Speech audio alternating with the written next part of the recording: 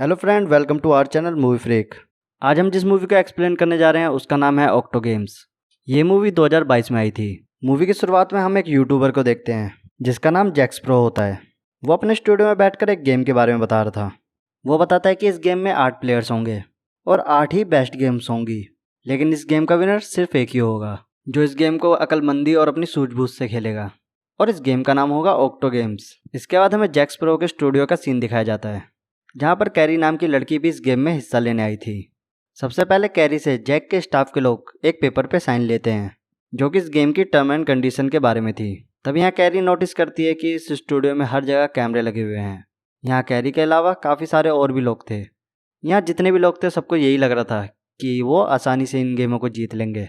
तभी वहाँ एक स्क्रीन चलती है जिस पर जैक्स प्रो आता है, जिसने इस वक्त अपने चेहरे पर मास्क पहना हुआ था। वो सभी को यहाँ पर गेम्स के बारे में बताता है। वो ये भी बताता है कि वो इस गेम के बाद सोशल मीडिया को छोड़ देगा और मेरे सारे अकाउंट जिस पर 115 मिलियन सब्सक्राइबर्स हैं वो आईडी मैं उस इंसान को दे दूंगा जो इस गेम को जीतेगा।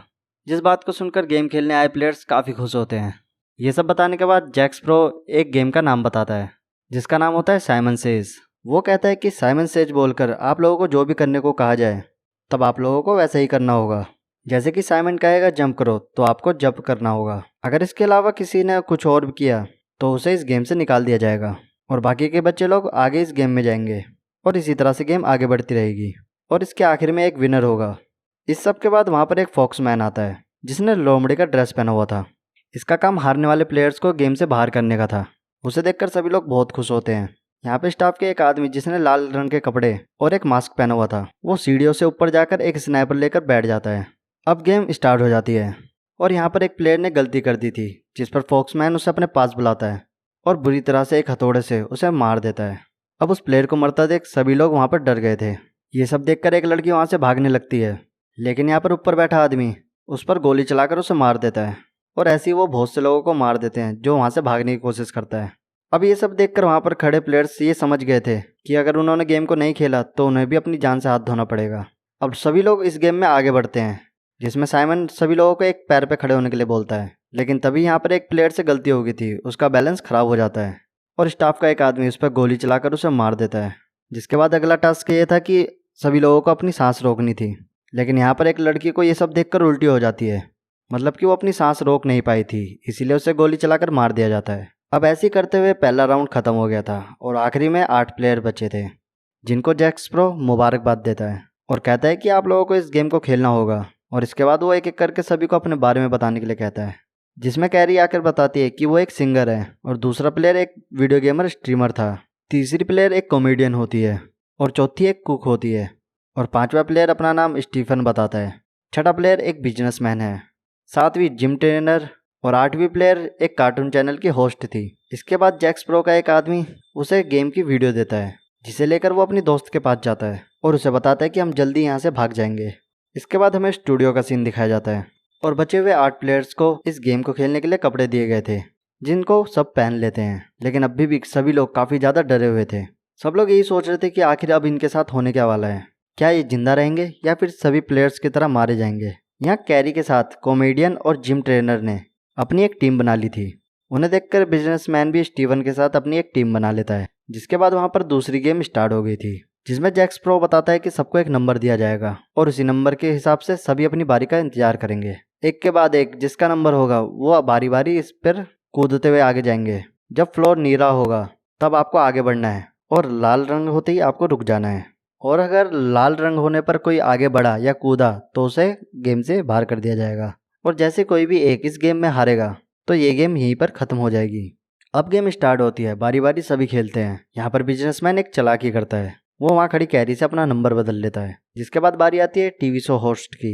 वो बहुत ही आराम से अपनी गेम को खेल रही थी। तभी यहाँ पर खड़ा स्टीवन सीटी बजाता है जिससे उस बेचारे का ध्यान भटक जाता है, जिससे वो लाल रंग के आने पर आगे बढ़ जाती है। तभी वहाँ खड़ा फॉक्समैन आता है और उसे वहाँ पर आकर अपने हथौड़े से मार देता है, जैसे कि इस गेम का रूल था कि जो हारेगा वो अपनी जान से जाएगा। जिसके बाद कैरी बहुत रोती है और वो अपने साथी की जान बचाने की कोशिश करती है। तभी फॉक्समैन उसे भी मुक्का मारकर पीछे गिर देता है। अब यहाँ पर दूसरी गेम भी खत्म हो गई थी। जिसके बाद हम यहाँ पर बचे 7 प्लेयर्स को देखते हैं जो एक बड़े से हॉल के कमरे में थे। यहाँ कैरी और कॉमेडियन लड़की अपनी साथी के लिए बहुत दुखी थी। तभी उन दोनों के पास वो बिजनेसमैन आता है क्योंकि वो कह रहा था कि उसे स्टीवन को हराने के लिए उनकी मदद चाहिए, क्योंकि उसी की वजह से उनकी साथी की मौत हो गई थी। वो बताता है कि वो एक बहुत ही बुरा इंसान है, जिस पर वो दोनों उसकी बातों को सुनकर हाँ कर देते हैं। इसका मतलब ये बिजनेसमैन की टीम में शामिल हो गए थे। यहाँ पर दूसरी साइड वो कुक भी अपने लिए एक साथी ढूंढ रही थी, क्योंकि वो भी अकेली थी, लेकिन वहाँ पर सब उसे मना कर देते हैं। इसके बाद जब वो स्टीवन के पास जाती है तो वो जोर से उसको मुक्का मारता है, जिसकी वजह से उसकी नाक से खून निकलने लगता है और वो बेहोश हो गई थी। तभी वहाँ पर वीडियो गेमर लड़का उसके पास आता है और उसका खून साफ करता है। वो वहाँ बैठी कैरी और कॉमेडियन लड़की से बोलता है कि उसे उसके साथी की मौत का काफ़ी दुख है। इसके बाद वो लड़का भी कैरी और उसके कॉमेडियन साथी के साथ मिल गया था। वो बात करते हैं और बोलते हैं कि आज रात हमें यहाँ से बाहर निकलने का रास्ता ढूंढना होगा, क्योंकि वो अब इस गेम को और खेलना नहीं चाहते थे। इधर दूसरी तरफ हम जैक स्प्रो को देखते हैं, जो अपनी गर्लफ्रेंड के साथ था, जिसके पास सभी प्लेयर्स के मोबाइल फोन्स थे, जो बैठकर उस मोबाइल फोन से उनके घर वालों को मैसेज कर रही थी, ताकि किसी को भी शक ना हो कि वो मुसीबत में है, क्योंकि इस गेम के बारे में किसी को कुछ भी नहीं पता था। वो दोनों यहाँ पर 3 दिन के अंदर यहाँ से भागने का भी प्लान बना लेते हैं, जिसके बाद प्लेयर्स के लिए तीसरी गेम को भी शुरू कर दिया जाता है, जिसका नाम था ऑप्टिकल कोर्स, जिसमें इन्हें एक भूलभुलैया बाउंसी को पार करना था। जैक स्प्रो बताता है कि यहाँ प्लेयर की मर्जी होगी कि वो इस गेम को खेलना चाहते हैं कि या फिर नहीं, जिस बात को सुनकर जिम ट्रेनर इस गेम को खेलने के लिए तैयार हो जाती है और गेम शुरू होते ही वो ऑप्टिकल स्कोर को पार करने लगी थी। उसके अंदर जाते ही उसे फॉक्समैन मिलता है, जो उसे आगे जाने से रोकता है, लेकिन जैसे तैसे वो वहाँ से बाहर निकल जाती है। सब उसे देखकर बहुत खुश होते हैं, लेकिन बाहर निकलते ही उसे एक आदमी गोली मार देता है, क्योंकि उसने इस गेम को टाइम पे पूरा नहीं किया था। कैरी भी इस गेम को खेलना चाहती थी, लेकिन रुक जाती है। वो सबसे कहती है कि मैं यहाँ से बाहर निकलना चाहती हूँ, चाहे बाहर की ज़िंदगी जैसी मर्जी हो, मैं बस यहाँ से जाना चाहती हूँ, और क्या पता इस गेम को जीतने के बाद मेरी ज़िंदगी बदल जाए। और यह सब सोचकर वो दोबारा से भीड़ में जाकर खड़ी हो जाती है, जिसके बाद ये गेम भी ख़त्म हो गई थी। इसके बाद हम रात में एक लड़की को देखते हैं, जो उस हॉल के बाहर पहरा दे रही थी, जो कि जैक स्प्रो की ही साथी थी। वो अपनी जेब में कुछ छुपाती है, जिसे दूसरा गार्ड देख लेता है और उससे बोलता है कि सोच लो, अगर तुमने जैक स्प्रो के साथ गद्दारी की तो उसका बहुत बुरा अंजाम होगा। और वो ये बात सुनकर यहाँ से चली जाती है और कॉल करके जैक स्प्रो की गर्लफ्रेंड को बुलाती है। वो इस चीज़ को लेकर उसे दे देती है। यहाँ पे हमें पता लगता है कि जैक स्प्रो की दोस्त जैक स्प्रो को मारना चाहती थी और उसने इस लड़की से जहर मंगवाया था ताकि वो जैक स्प्रो को मार सके। इसके बाद हमें दोबारा से हॉल का सीन दिखाया जाता है, जहाँ पर कैरी का साथी उसे जगाता है, जो वहाँ पर सो रही थी, क्योंकि आज रात इन्होंने यहाँ से भागने का प्लान बनाया था। वो लड़का जाकर फॉक्समैन को देखता है। उसे लग रहा था कि वो सो रहा है, लेकिन वो जैसे ही उसके हथौड़े का हाथ लगाता है तभी वो जाग जाता है और ये देखते ही वो लड़का डर जाता है। इसके बाद वो जाकर वापस चुपचाप सो जाता है। इसके बाद सुबह हो गई थी और साथ ही इनकी चौथी गेम भी स्टार्ट हो जाती है। ये गेम थी म्यूजिकल चेयर। इसमें वही रूल था कि जब तक म्यूजिक चलता रहेगा तो इन्हें चेयर्स के इर्द गिर्द घूमना है, और म्यूजिक के बंद होने पर जो नहीं बैठ पाएगा वो हार जाएगा, और आखिरी तक जो इस गेम को खेलेगा उसके अकाउंट में बहुत सारे पैसे भेजे जाएंगे। एक एक करके सभी लोग इस गेम से बाहर होते जाते हैं। आखिरी में कुक लेडी और स्टीवन बचता है। यहाँ दूसरी तरफ उन प्लेयरों को दिखाया जाता है जो बाहर हो गए थे, वो अभी भी जिंदा थे। तभी यहाँ पर जैक स्प्रो की वीडियो चलती है और वो बताता है कि इसमें एक मज़ेदार ट्विस्ट है। इसमें वो मरेगा जो आखिरी में चेयर पर नहीं बैठ पाएगा। जिसके बाद स्टीवन और कुक लेडी में मुकाबला होता है, जहाँ पर कुक लेडी जीतने ही वाली होती है। जिसके बाद स्टीवन उसे चेयर से नीचे गिरा देता है और उसे काफ़ी मारता है और खुद उस चेयर पर जाकर बैठ जाता है। उसने बेईमानी से इस गेम को जीत लिया था। उसकी इस हरकत को बाकी के प्लेयर्स भी स्क्रीन पर देख रहे होते हैं। जिसके बाद बिजनेसमैन सभी को स्टीवन के खिलाफ भड़काने लगता है कि उसे तो अपनी सिर्फ जीत की पड़ी है, उसे किसी प्लेयर की कोई परवाह नहीं है। ये सब सुनकर सभी प्लेयर बिजनेसमैन की टीम में शामिल हो जाते हैं और इसी के साथ ये गेम भी खत्म हो जाती है। जिसके बाद जैक स्प्रो कुक लेडी के पास आता है, जो इस समय बहुत ज़्यादा जख्मी थी। जिसपे वो कहता है कि मैंने तुम्हें देखा, तुमने सभी गेमों को काफ़ी अच्छे से पार किया, पर अब मैं ये चाहता हूँ कि तुम मेरी टीम में शामिल हो जाओ। जिसे सुनकर वो इस बात को खुशी खुशी मान जाती है। अब दूसरी तरफ कैरी और उसके बाकी के प्लेयर थे, जिनको अब 5वीं गेम को खेलना था, जिसका नाम था हाइड एंड सी, जिसमें प्लेयर्स को इस घर के अंदर छुपना होगा और फॉक्समैन इन्हें ढूंढेगा। यहाँ जैक स्प्रो बताता है कि जिसे फॉक्समैन पहले ढूंढेगा वो मारा जाएगा। जिसके बाद जल्दी जल्दी सभी लोग छुप जाते हैं। इसके बाद फॉक्समैन एक कोने की तरफ जाने लगता है जहाँ पर कैरी छुपी हुई थी, लेकिन तभी स्टीवन आवाज़ कर देता है। जिसके बाद फॉक्समैन उसकी तरफ बढ़ता है, लेकिन तभी वो जल्दी से दूसरी तरफ जाके छुप जाता है जहाँ पर बाकी के 2 प्लेयर पहले से छुपे हुए थे।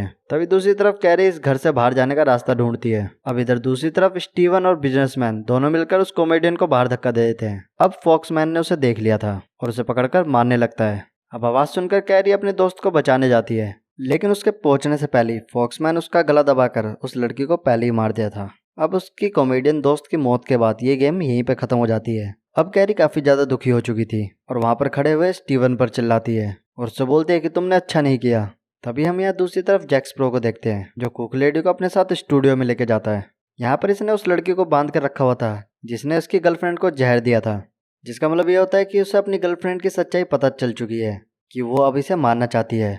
अब जैक स्प्रो कुक लेडी से बोलता है कि इस लड़की को देखो, अब तुम्हें इस लड़की को मारना है क्योंकि इसने मेरे साथ गद्दारी की है और अगर तुम मेरी टीम में शामिल होना चाहती हो तो इसे मार डालो। इतनी बात सुनते ही कुक लेडी उस लड़की पर हमला कर देती है और उसे भी वहाँ मार देती है।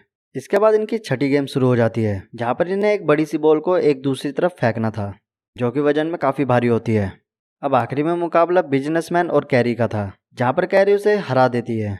अब उसने यहाँ पर कॉमेडियन लड़की का बदला ले लिया था। अब यहाँ बिजनेसमैन हार चुका था तो उसे वहाँ पर गोली मार दी जाती है, लेकिन वो मरते हुए फॉक्समैन का मास्क उतार देता है। इस बात पे उस फॉक्समैन को काफ़ी गुस्सा आता है, जिसके बाद वो अपना हथौड़ा लेकर बिजनेसमैन के ऊपर लगातार मारना शुरू कर देता है। अब ये भयानक नज़ारा देखकर सभी लोग डर गए थे।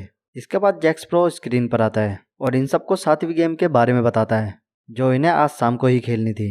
यहाँ जैक स्प्रो जो अपनी गर्लफ्रेंड के साथ था तभी उसकी गर्लफ्रेंड उसके लिए जूस लेके आती है जिसमें उसने जहर मिला रखा था। यहाँ पे जैक स्प्रो चालाकी करता है और अपनी गर्लफ्रेंड को पहले जूस पीने के लिए बोलता है, लेकिन वो नहीं पीती। खुद को सिचुएशन में फंसता देख वो वहाँ से भागने लगती है, लेकिन तभी जब वो भाग रही थी तभी वहाँ कुक लेडी आ जाती है और वो जैक स्प्रो की गर्लफ्रेंड पे गोली मारकर उसकी हत्या कर देती है। अब इस तरह कुक लेडी ने जैक स्प्रो का भरोसा हासिल कर लिया था, जिसके बाद वो दोनों एक साथ हो गए थे। इसके बाद सभी को यहाँ पर 7वें गेम को खेलना था जिसका नाम था हैंगमैन। यहाँ पर इन्हें सही वर्ड को बताना था और जो ऐसा नहीं करेगा उन्हें बिजली के झटके लगेंगे। यहाँ स्टीवन तो सही लफ्ज बता देता है जिससे उसकी जान भी बच गई थी, लेकिन कैरी का दोस्त जो गेम स्ट्रीमर था वो कैरी की जान बचाने के लिए गलत वर्ड बताता है जिसकी वजह से उसे जोरदार झटके दिए जाते हैं। अब इतने जोरदार झटके लगने की वजह से उसकी भी मौत हो जाती है।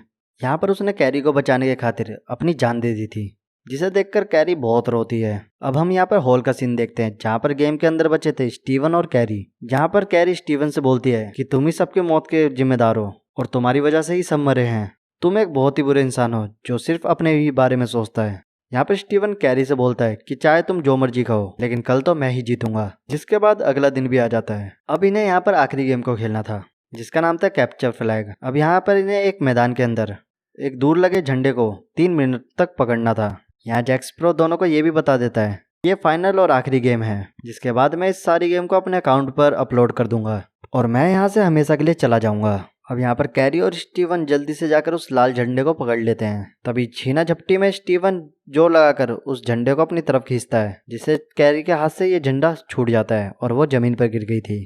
तभी कैरी को वहाँ पर एक और झंडा नजर आता है जो कि वहाँ काले रंग का था और वो उसकी तरफ भागती है, जल्दी से जाकर उसे ले लेती है। हमें पता लगता है कि यही सही झंडा था। तभी कुक लेडी स्टीवन को गोली चलाकर मार देती है क्योंकि अब वो हार चुका था और कुक लेडी ने यहाँ पर स्टीवन से अपना बदला भी ले लिया था। यहाँ पर जैक स्प्रो स्क्रीन पर आकर कैरी को जीतने की मुबारकबाद देता है। तभी यहाँ पर जैक स्प्रो के साथी आकर कैरी को एक बेहोशी का इंजेक्शन लगाते हैं, जिसके बाद कैरी को जब होश आता है तो वो अपने घर में होती है जहाँ पर उसे जैक स्प्रो की आईडी और उसका पासवर्ड मिलता है। तभी वहाँ पर जैक स्प्रो का एक साथी आकर कैरी को उसका मोबाइल भी दे देता है। इसके बाद कहानी में आगे हमें 3 महीने बाद का सीन दिखाया जाता है। अब यहाँ पर कैरी भी सोशल मीडिया पर काफ़ी ज़्यादा मशहूर हो गई थी और वो बैठकर किसी पर फ़ोन से बात कर रही थी। वो आदमी उसे एक वीडियो भेजता है और उसे उस वीडियो को देखने के लिए बोलता है। अब जैसे ही वो उस वीडियो को देखती है तो वो भौचक्की रह जाती है क्योंकि उस वीडियो के अंदर कोई और नहीं बल्कि जैक स्प्रो था, जो अपने नए नाम और नई आईडी के साथ वापस सोशल मीडिया पे आ गया था।